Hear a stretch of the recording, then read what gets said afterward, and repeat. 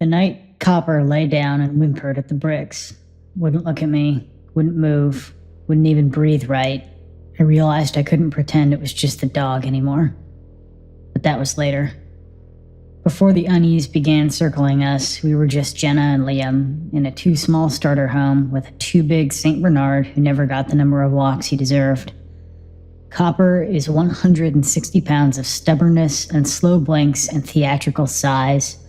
He knows how to lean his full weight into a leash, how to body check you without meaning to, and how to look guilty about things he absolutely fully intends to do again the second you turn your back. I work at an optometry clinic, which means I notice things most people let blur. Tiny shifts, asymmetric patterns, small repetitions that don't line up. Liam calls it your unconscious need to fix the entire world like it's a slightly crooked eyeglass. And he's not wrong. We weren't doing great lately. We were trying, always trying. But the harder you try to have a normal relationship, the more obvious it becomes that normal is a moving target. We were tired, and you can't fix tired without effort. Our neighbor, Mr. Carson, lived on the right. Not strange, not dangerous, just slightly calibrated. His immaculate yard, his precise wave, the way he called you by name, with a tone that suggested he was matching your face to a photo in his mind. Copper barked exactly once every time Carson stepped onto his porch, and then fell silent, staring at him hard. Their whole family was just slightly uncanny like that. Pleasant, polite, but too shaped, too coordinated. I can't explain it any better than that. I didn't think any of it mattered until Copper escaped for the first time. I'd promised Liam I'd walk Copper more. He was quaking with joy before we even left the driveway, tail beating against my legs like a soft mallet. We'd barely gotten 10 feet before he lurched toward a jogger, pulling the leash so hard it burned my palm. "Copper!" I yelled. He tore free and barreled down the street. I sprinted after him, heart pounding, and found him 2 houses down, at the Carson's side wall, not sniffing the yard or pacing the fence like a normal curious dog, rather pressed against one specific patch of brick, tail windmilling, nose jammed into the mortar like he was decoding it. "Copper, what are you doing?" He didn't glance at me, just pawed once, almost gently, almost reverently. Weird, I told myself. Dogs fixate on smells. I dragged him home. That night I dreamed he was scratching at our bedroom wall, paws coated in brick dust. 2 days later, he got out again, this time with Liam. "He dragged me, Jen," Liam said breathlessly. "He dragged me straight toward Carson's wall." "You said he slipped the harness," I said. "No, I didn't. You're mixing that part up." I froze. I was sure he had said that. When I got home, he showed me the video. Copper braced against the same bricks, nose pressed in, tail whipping with laser focus. "He's obsessed," Liam said. "He found like a smell jackpot." "Weird," I repeated. But I felt something tighten behind my ribs. Patterns don't repeat without meaning. That weekend, Carson brought figs from his tree in a basket, so aggressively symmetrical it felt curated. Copper barked once, then stared. "Copper's getting big," Carson said. "Copper, right? Or do you call him Cooper?" "Copper," I corrected. "Right." He said it like he was adjusting an internal setting. His wife stood behind him, holding laundry. She waved but didn't smile. Their kids arranged smooth stones along the edge of the yard, perfect, mathematically spaced intervals. "Stop by sometime," he added. "We like to meet our neighbors properly." He went inside. Copper whimpered. Later, I mentioned the invite to Liam. "He didn't invite us," Liam said. "Yes, he did, when he dropped off the figs." "Jen, no, he just said hello." He said it gently, but it still rattled something in me. I didn't tell him Copper had started growling at the hallway. The third escape was not an accident. The gate was latched, the fence intact, but Copper was gone. I found him, unsurprisingly, back at that wall. But this time he wasn't excited. He was intent, focused, sniffing in measured, steady breaths, pawing in a rhythmic way that felt communicative. I dragged him home again, and this time I checked the yard thoroughly and found the hole. Small, frayed, widened by something pushing through. Dirt displaced just enough to show deliberate digging, even though Copper had never dug in his life. Brick dust was caught in between his toes again. Something was pulling him there. Over the next week, Copper changed in ways that didn't feel behavioral. They felt directional. He stared at the Carson house for long stretches, not barking, but tracking. At night, he paced the hallway, pausing at the wall we shared with them, sometimes whining.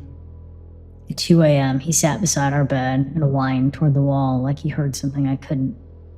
"Jen, you're spiraling," Liam said. "Copper's bored. Dogs get weird when they need stimulation." "He's not bored," I whispered. "He's responding to something." "To what? A family with kids and too many yard projects? He wasn't like this before." "You weren't like this before," he said gently. Maybe he meant it kindly, but it didn't feel kind. One night, Copper got out again, but this time I heard something. 3 soft, evenly spaced barks. Not Copper's voice. Not any dog I recognized. I followed the sound into the dark until I reached Carson's wall. Copper wasn't standing this time. He was prone, pressed flat against the bricks, paws extended, claws scraping lightly, listening. "Copper, buddy?" He didn't move. Then a door creaked, footsteps, and Carson stepped out into the yard holding a bowl of citrus. Copper pressed harder into the bricks, almost trying to wedge himself into them. "Everything all right?" Carson asked. His tone was light, neighborly. Copper whimpered. "I don't know why he keeps coming here," I said. "Well, dogs catch the oddest scents," Carson said. "Sometimes rodents nest inside brickwork." And he smiled. Then he looked away for a second, and the smile snapped off his face cleanly, like a light going out. No fade, no transition.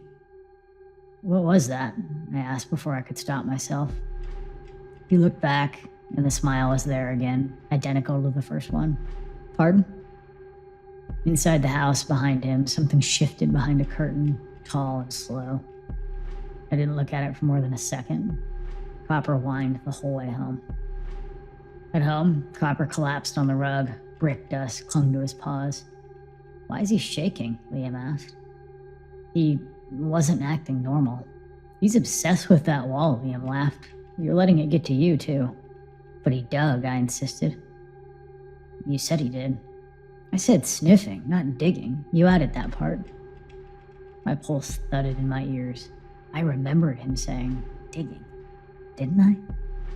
At 4 a.m., I got up for water and noticed dirt under the hallway baseboard, the faintest earthly smell.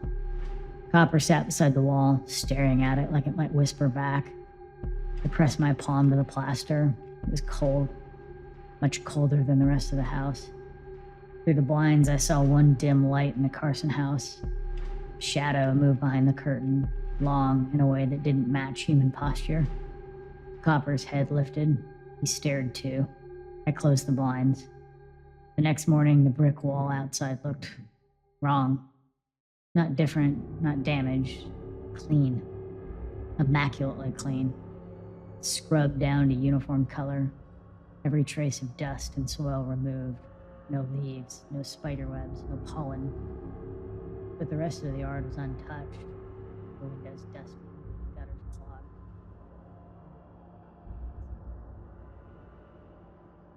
I hadn't heard a hose or a pressure washer or anything in the night.